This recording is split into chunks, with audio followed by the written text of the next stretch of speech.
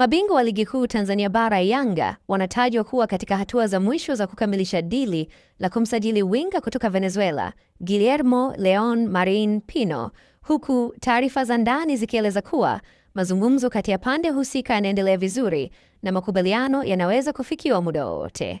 Iwapo dili hilo litakamilika, Yanga itakuwa imeongeza silaha mpya katika safu yake ya ushambuliaji kwa kumpata mchezaji anayesifika kwa kasi, uwezo wa kupenya kupitia pembeni na kutengeneza nafasi za mabao.